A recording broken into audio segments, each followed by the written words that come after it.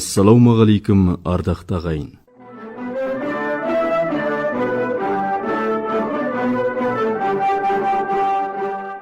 Байнөлге аймағының бұқаралық радиосы кезекті хабарын ұсынады.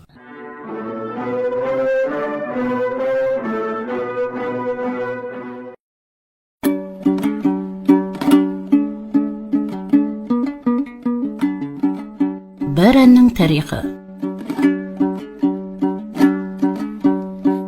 Бабаларым көшіп қонып өткен жер,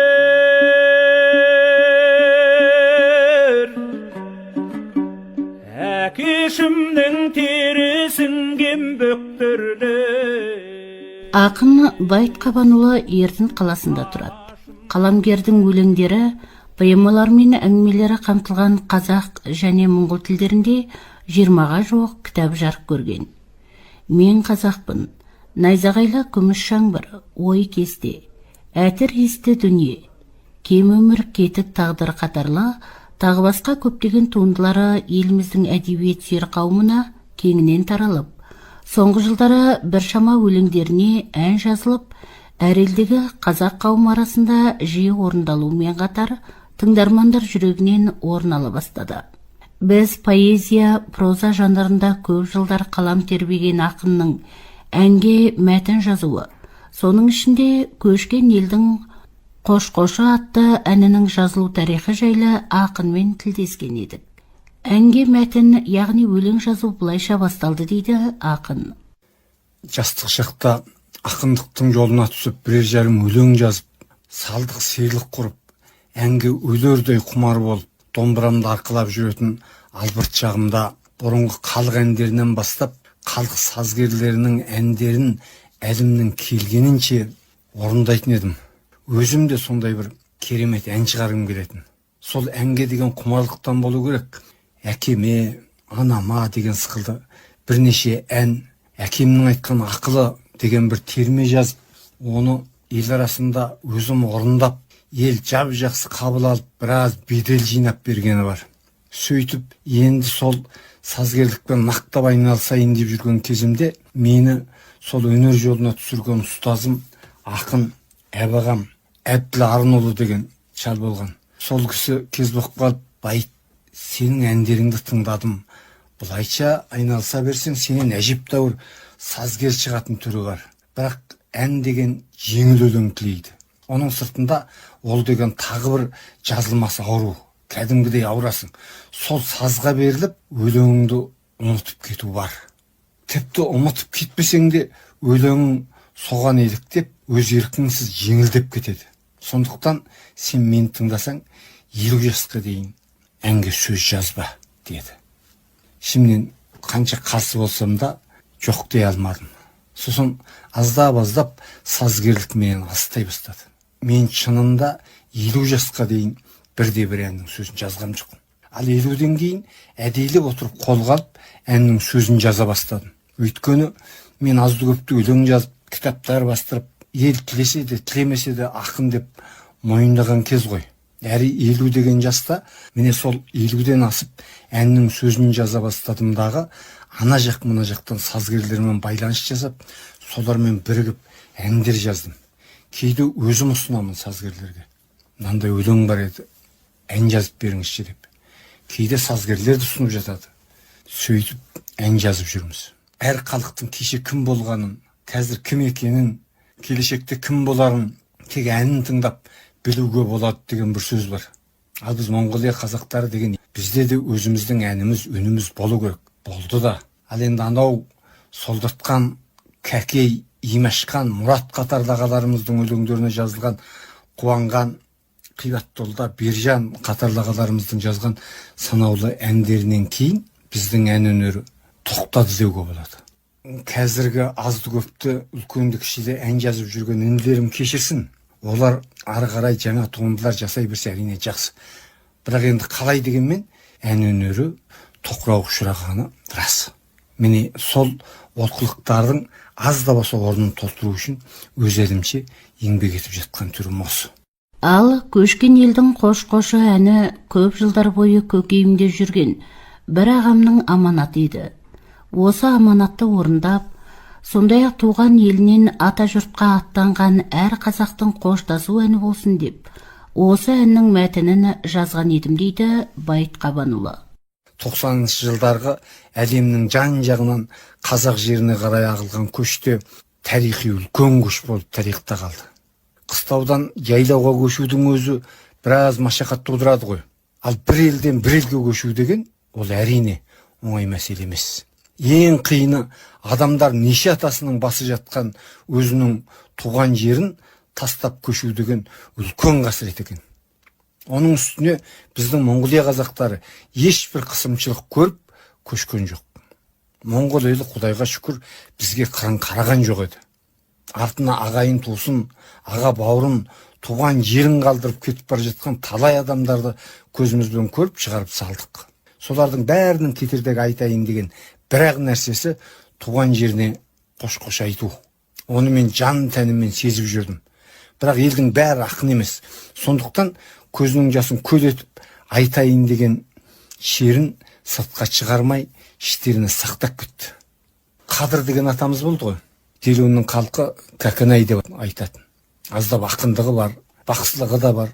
Сондай кісі жақтық. Сол кісі көшкел жатыр дегенді естіп, ескі сұмында борты басында іздеп барсам, үйін КамАЗға артық қойған, бала-шағасын машинаға отырғызып қойған, өзі анандай жерде бір тасқа барып отырып алған үнсіз бір нәрсені тосып отыр. Қасына барып, ана-мынаны айтып біраз тұрдық, ештеңе айтпайды. Сонан бір заманда барып, япырай, мына туған жермен қоштасу деген неткен қиын еді. Шынымды айтсам, осы қазір бұрын ешкім айтпаған бір керемет ән шығарып, сол әнді арқырата айтып, мына тау-тас байтақ даламенен бар арманым қоштасар ма едім. Көшкен елдің бәрі осы күйді басынан кешіріп жатыр ғой. Şimdi қыж-қыж қайнап тұр шіркін, айтар сөз. Амал қанша сыртқа шығару қиын. Тілім байланып қалды. Шығама деп біраз күтіп едім, шығатын түр жоқ. Байыт, Алладан жаралғанда дарын туған жан едің. Сен мына көшкен елдің сол айталмай кеткен арманын, ішінен сыртқа шығара алмай кеткен қош-қош зарын бір төкшіп алам. Дәл ана ағажай Алтайын сықылды. Саған осы аманат болсын деді. Қиын тапсырма. Дегенменен жоқ дей алмадым. Аманат арқалап қалу да қиын. Амал жоқ, жә дедім. Ол кісілер де кетті, талай ел кетті сол сықылды. Содан мен неше өлең жаздым, неше ән жаздым, бірақ ойдағы ән болмады. Сонымен ақырындап ол тапсырманы ұмыта бастадым. 10 жыл өтті, 20 жыл өтті. Анда-санда елге барғанда борты басынан өткенде соны бір ойлап қойып жүрдім. Содан 30 неше жыл өткеннен кейін кенеттен бір күні көшкен елдің қош-қошы деген әннің сөзін жаздым. Ақын ән жазу екінің бірінің қолынан келе беретін іс емес. Сондықтан жүрекке жететін әндерді тек мықты сазгерлер ғана жаза алады дейді. Сонан мына Қазақстанның атақты сазгері, неше түрлі ән шығарған, күй шығарған Ермұрат Сөніп деген аға бір әннің сөзі бар еді, ән жазып беріңізші аға деп едім. Өлеңіңді оқиын деді. Жібердік, жақсы өлең екен, мен ән жазамын деді. Содан 7 күннен кейін ән жазып, Дәуренбек Әркенов дейтін Қазақстанның атақты дәстүрлі әншісіне орындатып, студияға жазып, нотасыменен қосып, маған жіберіпті. Содан кейін бүткіл әлемдегі қазаққа тарап кетті ол. Дүние жүзіндегі қазақтар осыны көп деп айтады. Қазақстанда қазақтарды көп айтады. Әсіресе ан-жақ жақтан Қазақстанға көшіп барған елдер көп айтады. Ән жазу деген кез келген адамның қолынан келе беретін шаруа емес қой. Кәсіби композиторлар, дағдылы сазгерлер ғана жасайтын жұмыс ол. Мен өзіміздің ән жазып жүрген жігіттермен бірге біраз ән жаздым. Мысалы, Қуатбек Бәдеуілі бауырымменен Мектебім деген әдемен жаздым. Мәдина, Марина деген кішкентай бүлдіршіндер орындап жеткіздім. Жанатбек Қалқабайұлы бауырымменен Жан Еркем деген керемет әдемі дәстүрлі ән жаздық. Өзіміздің Арманбек Жекейханұлы деген жас бала орындады. Бердібек Дәулетбекұлы бауырым, Оразбек Сейтахметұлы үніммен де бірнеше әндер жаздық. Сосын қазақстандық сазгерлермен, оның ішінде жаңағы Ермұрат аға бар, атақты Найзағай көңіл әнін жазатын Үкітай бауырым бар, Дәуренбек бар. Қытайдағы қандас бауырлардың ішінен шыққан сазгерлермен де Жанай деген жігіт бар, тарбағатайлық. Нұрлан Сайланұлы дейтін 6 айлық жігіт бар. Ержан деген жігіт бар, Баркөлдің жігіті. Сондай жігіттермен біраз ән жаздық. Қазір де жазып жатырмыз. Сол әндердің көбін Қазақстанның дәстүрлі әншілері орындап жүр. Өздерің білесіңдер, бізде әнші жоқ. Жанатбек, Ақтанберді, Арманбектерден басқа дәстүрлі әнші жоқ деуге болады. Біздің аз қазақтың арасында өнердің құн бағасы түсіп кеткен. Оған өнер адамдар біз өзіміз кінәліміз. Жаңа туынды жаратпасақ, жаңа әнмен ел сусындын қандырмасақ, ескі әндерді ел қанша тыңдайды. Сондықтан өнер иелері жаңа туынды жасап, орындау керек. Оның сыртында қолында ақшасы бар, мәнсап мүмкіндігі бар азаматтар өнерге шындап қолдау көрсету керек. Қолдау болғанда да бір рет іске емес, жалпы елдің өнерінің үнемі себі тиетін іс атқару керек. Бірақ мысал айтайын, Өлгейдің театрында өзіміздің өнер иелері тудырған жаңа әндердің сүйемелін тегін жасап, театрдың әншілері орындап, сонда студия орнатып, тегін жазып дегендей кәдімгідей жұмыс ұйымдастыру керек. Өзіміздің жігіттер, өзіміздің қыздар жаратып жатқан жаңа туындыларды халыққа жеткізу керек. Әйтпесе, көп кешікпей біздің Монғолия қазақтарының ән өнерінің келешегі қиынға соғатын, бәрімізге аян нәрсе. Ал тілі мен әдебиет, мәдениеті, өнері сөнген елдің өзі де жойылады. Бұл жасыратын нәрсе емес. Ендеше көшкен елдің қош-қошы әнін назарларыңызға ұсынамыз. Бабаларым көшіп қонып өткен жер,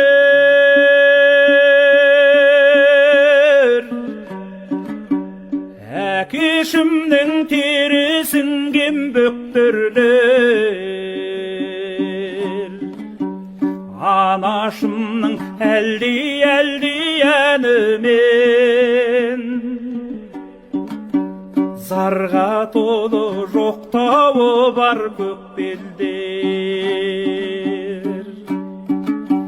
Қош қоңыр белдерім, қалдау сенде жүргөгім, сенсіз қалай көтерейін еңсемді.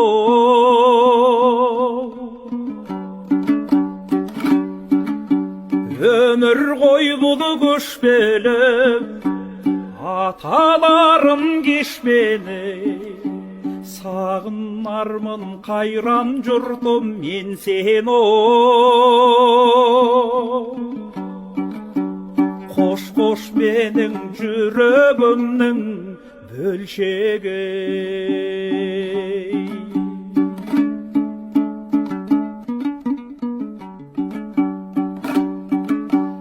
Көктіреген таулары мен сайлары,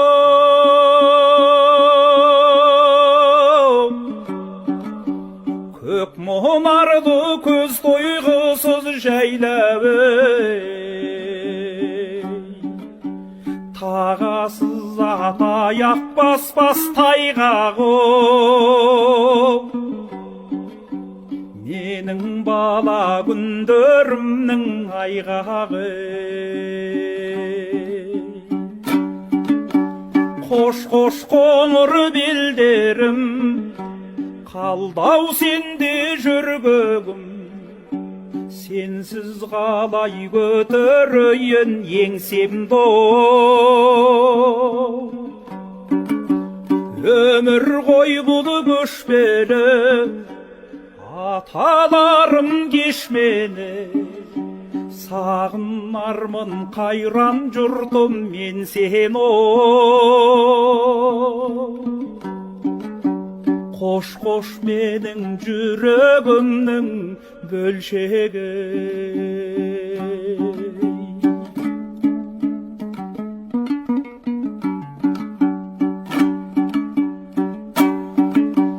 Бес ұрпақтың әппақ таңы атқан жер,